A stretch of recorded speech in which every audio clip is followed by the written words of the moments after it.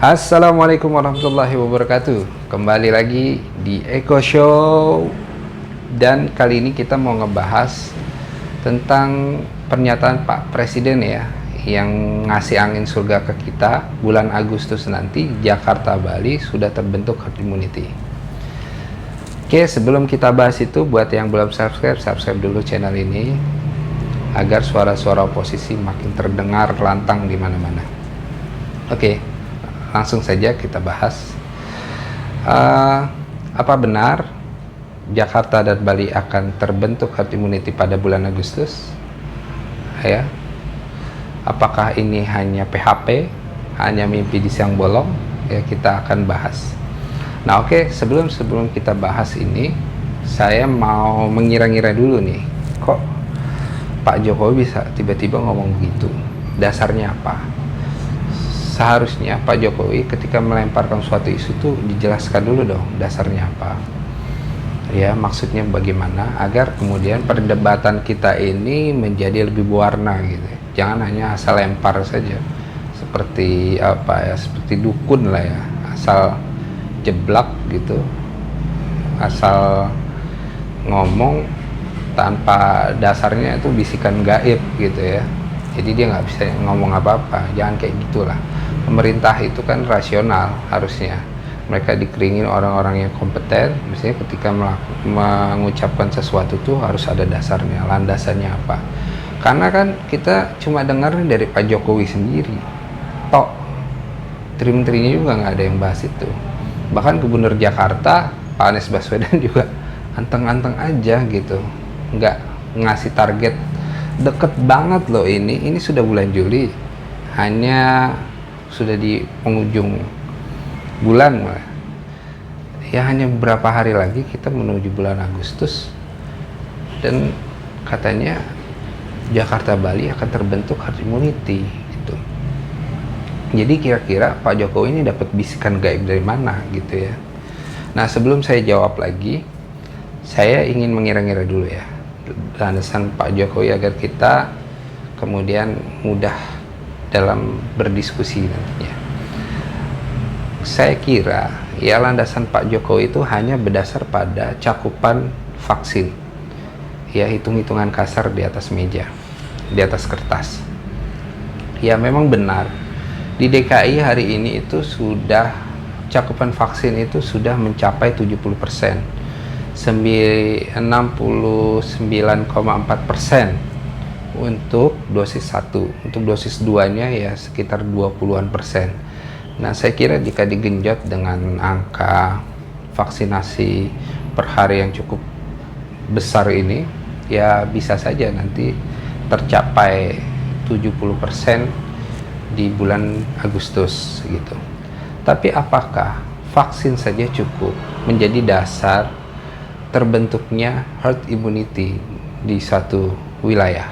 Nah, ini yang kita akan bahas. Nah, sebagai seorang epidemiolog, saya katakan bahwa ini tidak benar. Anda hanya memberi harapan palsu, angin surga, mimpi di siang bolong. Kenapa? Ya, nantilah kita bahas kenapanya. Tapi saya pikir Pak Presiden ini nggak usah sering-sering ngasih harapan palsu seperti ini. Kenapa? Karena itu justru membuat rakyat semakin lelah. Rakyat itu sudah lelah, dan Anda memberi harapan palsu ini nanti akan menambah lelah. Ibarat kita sedang menghadapi badai ya, kan kita perlu tahu seberapa lama kita akan menghadapi ini ya, agar persiapan kita cukup gitu. Jangan kemudian otoritas bilang, oh, badai ini hanya berlangsung 3 hari, ya kita hanya memikirkan planning 3 hari ke depan gitu, padahal ini terjadi berminggu-minggu. Nah, itu kan menjadi kacau. Nah, oke, langsung saja. Kenapa saya bilang ini tidak benar? Karena ada beberapa alasan, ada 2 alasan sih. Yang pertama adalah kita bahas dulu soal vaksinasi ya, karena dasarnya adalah vaksinasi. Jadi apakah dengan cakupan 70% vaksinasi ini lantas otomatis terbentuk herd immunity? Jawabannya tidak Tidak sama sekali. Karena kita lihat negara-negara yang sudah ya sukses ya menyatakan diri menang melawan COVID-19 itu tidak ada yang hanya bersandar pada satu saja, yaitu vaksinasi. Nggak ada. Oke guys, jadi ketika cakupan vaksinasi itu sudah sangat tinggi, itu tidak serta-merta menjadikan terbentuknya herd immunity.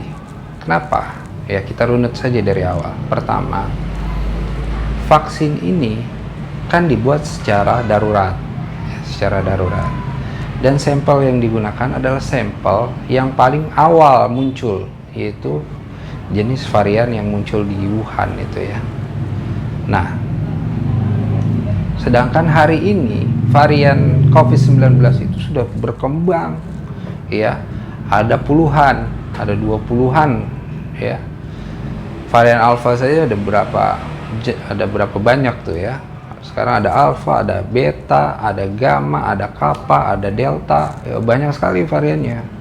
Nah, pertanyaannya, apakah vaksinasi itu, vaksin yang beredar hari ini itu memberikan kekebalan silang?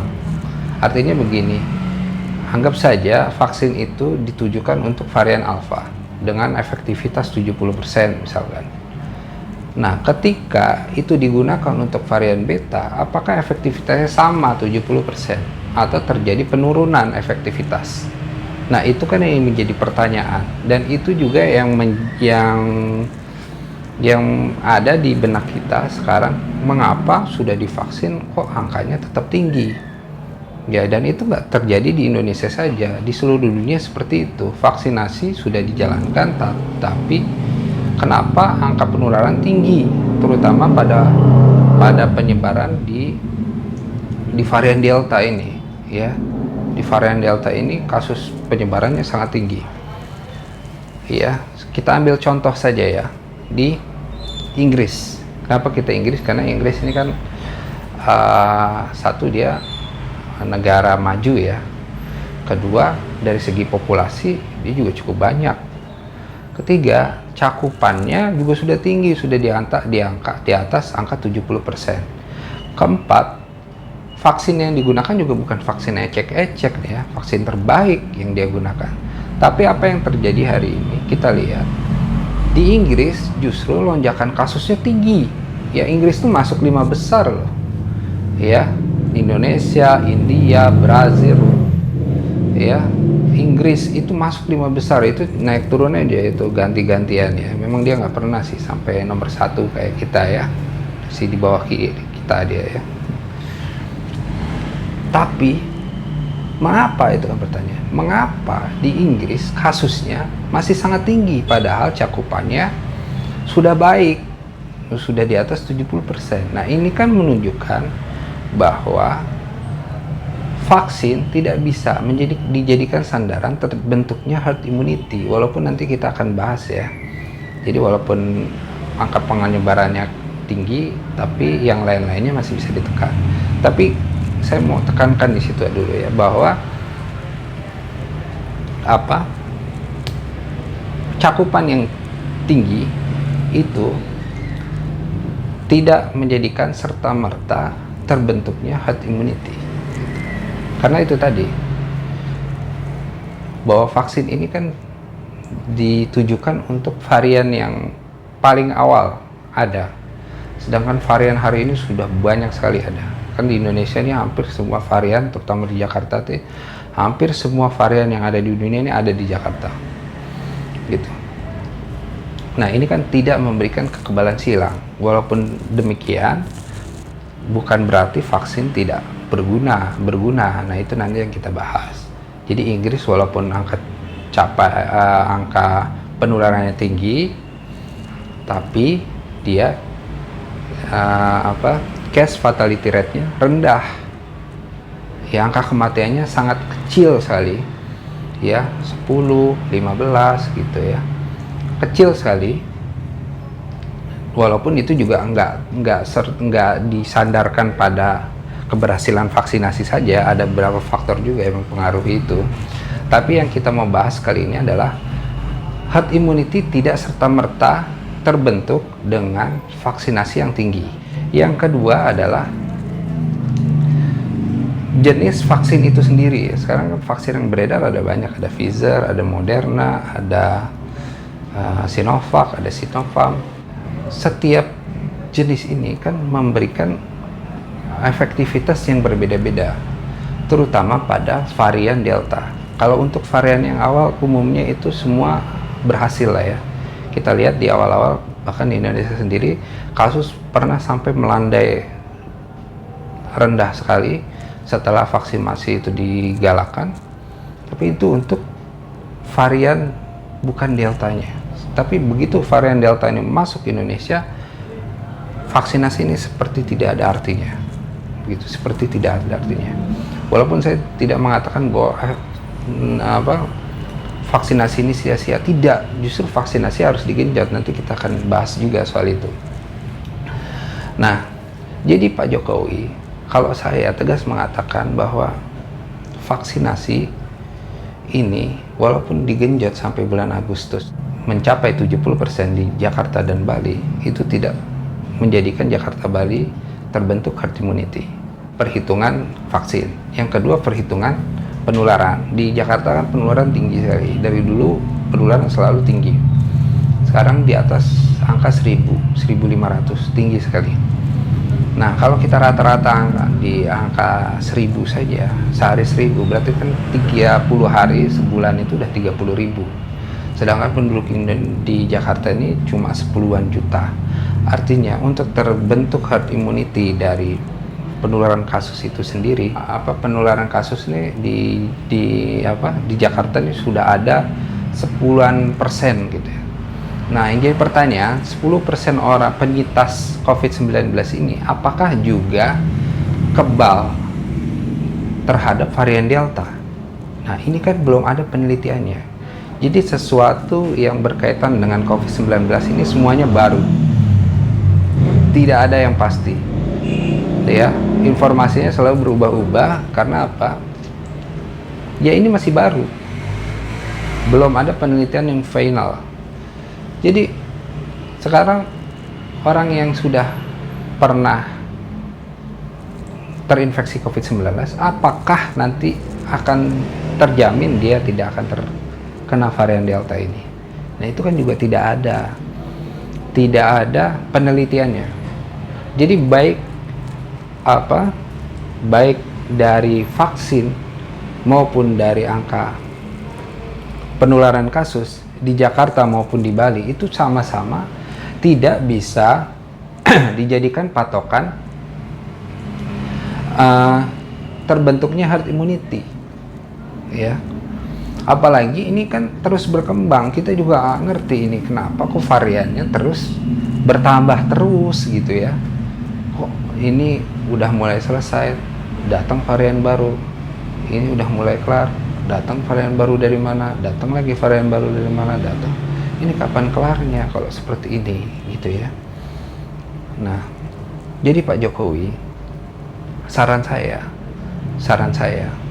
daripada Pak Jokowi mikirin sesuatu yang nggak pasti ya, walaupun di atas kertas tuh ya 70% itu akan terbentuk herd immunity, tapi kan faktanya di negara-negara yang lain enggak. Apalagi jika tadi kita kaitkan dengan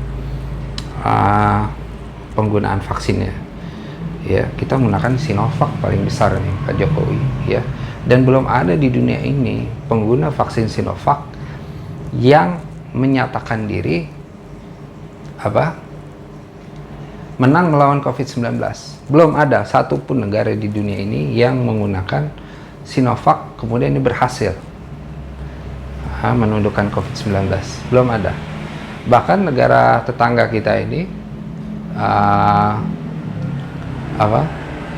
Singapura itu tegas menyalahkan Sinovac ya, menjadi penyebab lonjakan kasus di Indonesia. Dan negara-negara tetangga seperti Malaysia, Filipina itu juga sudah mulai mengevaluasi mereka bukan lagi menambah dosis. Kalau kita kan masih di taraf menambah dosis dari 2 kali, sekarang mau ditambah lagi menjadi 3 kali. Tapi mereka sudah mulai mengevaluasi penggunaan Sinovac. Ya, apakah penggunaan Sinovac ini sudah benar, ya, efektif? Nah, itu yang sekarang mereka mulai mereka lakukan gitu.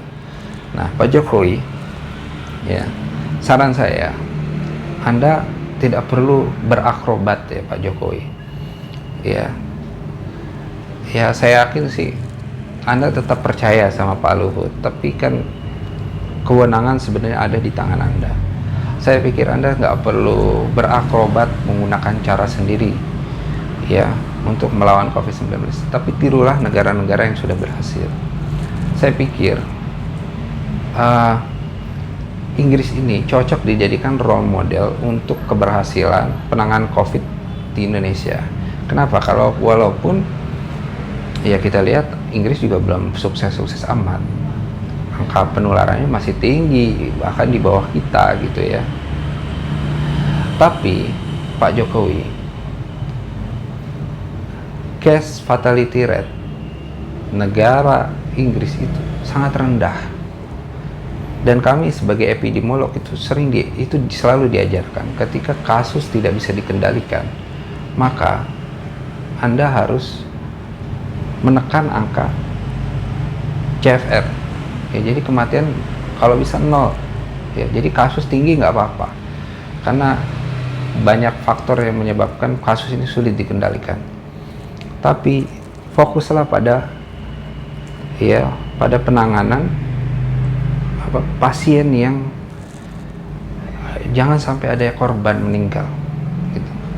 Nah, itu yang dilakukan oleh Inggris.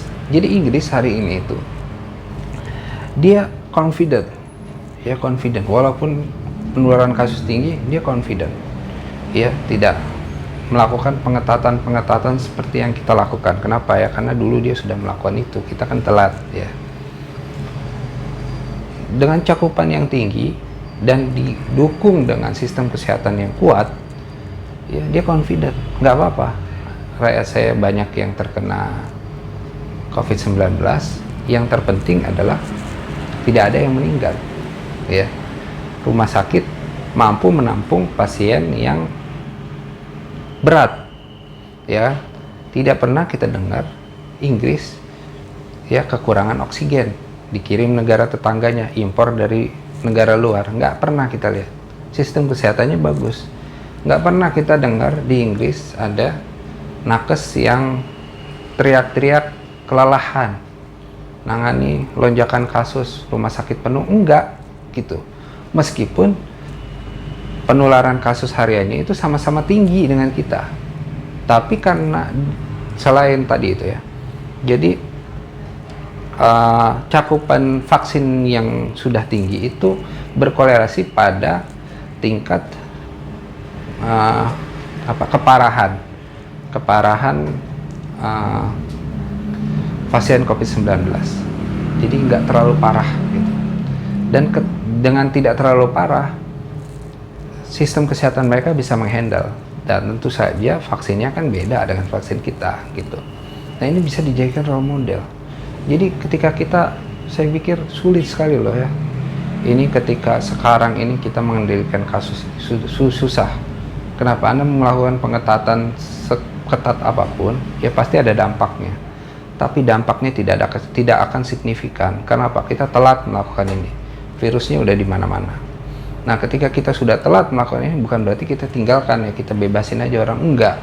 Tetap dilakukan pengetatan, tapi prioritaskan pada 2 hal. Yang satu adalah pertama, kuatkan sistem kesehatan. Ya. Kita baru dengar rumah sakit darurat di asrama haji. Ya, padahal lonjakan kasusnya nggak cuma di Jakarta, di seluruh Indonesia terjadi lonjakan kasus, terjadi ya over kapasitas rumah sakit. Kenapa cuma di Jakarta saja dan di Jakarta juga tidak terdengar setelah dibuat rumah sakit darurat, kemudian rumah sakit lainnya ini melenggang. Enggak, mereka tetap penuh gitu loh. Terus juga oksigen sampai hari ini masih bermasalah. Ya, padahal kalau seandainya pemerintah fokus saja pada pembenahan sistem kesehatan, ya nggak usah mikir-mikir yang lain, nggak usah mikir investasi, ya kan, nggak usah mikir kunjungan ke luar negeri, nggak usah mikir yang lain-lain. Ini akan cepat berakhir gitu. Ini akan cepat selesai dan rakyat yang lelah ini akan kembali kepada kehidupannya yang tetap sulit, tapi nggak akan sesulit ini gitu. Jadi Pak Jokowi, di samping pemenuhan oksigen yang sekarang, ya saya yakin pemerintah sudah melakukan banyak hal, tapi tolong itu dipercepat gitu. Anda sebagai seorang presiden harus punya kepemimpinan yang kuat. Ya, ini harus segera diselesaikan. Kemudian juga soal nakes ini harus dikurangi bebannya, karena bukan hanya berpengaruh kepada keselamatan nakes, tapi keselamatan pasien juga bergantung kepada nakes yang kelelahan ini. Jika nakes menangani pasien dengan kapasitas yang wajar, ya insya Allah kan ya angka kematian akan menurun, ya karena mereka bisa fokus bekerja gitu ya, nggak pusing, nggak lelah, nggak capek ya. Tambah lagi sekarang saya tuh terus terang ya Pak Jokowi ya, juga Bu Sri Mulyani ya, Mas Prastowo nih yang kemarin bilang bahwa tidak ada rumah sakit yang menunggak, yang ada hanya menunggu verifikasi. Ini saya tuh nggak nalar ya pikiran saya ini sama birokrasi di Indonesia ini. Dalam kondisi darurat kok masih ngomong proses verifikasi. Saya tahu itu proses verifikasi itu sulitnya seperti apa, karena sebagai saya epidemiolog, saya pernah tuh ngubek-ngubek BPJS ya, bagaimana verifikasi itu sulit sekali ya. Itu verifikasi bulan ini itu bisa cair 3 bulan kemudian deh. Bisa bolak-balik tuh 3 kali sampai 4 kali, ini kurang, ini kurang, ini kurang, ini kurang. Tapi dalam kondisi seperti ini harusnya itu nggak boleh terjadi gitu ya. Karena nakes juga sudah capek ngurusin pasien, masih suruh ngurusin birokrasi ya. Kenapa nggak dibikin bypass aja, dimudahkan semua masalah ini ya, seperti kondisi darurat kan, apa-apa harus dipercepat pengurusannya gitu. Jadi itu Pak Jokowi yang pertama. Yang kedua, ya ini cakupan vaksin tetap harus dikejar, walaupun ya saya agak underestimate saya dengan Sinovac ini ya, tapi tak apalah ya, daripada kita berantem terus ya kan, yang ada aja lah, cakupannya ditinggiin dulu gitu ya. Jangan cuma di Jakarta dan Bali, di daerah lain juga. Karena apa? Ketika nanti anggap saja Jakarta Bali sudah sampai 70%, kemudian kita longgarkan lagi, orang masuk ke Jakarta, orang masuk ke Bali lagi, ya sudah, seperti sia-sia nanti kerjaan kita selama beberapa minggu ini gitu. Jadi intinya 2 hal saja itu. Jadi Pak Jokowi, jadi ini menjawab pernyataan Bapak Presiden ya, apakah Agustus nanti akan terbentuk herd immunity di Jakarta dan Bali? Jawaban saya tidak. Karena banyak variabel yang membuat terbentuknya herd immunity. Jadi itu ya. Mudah-mudahan ini bermanfaat. Assalamualaikum warahmatullahi wabarakatuh.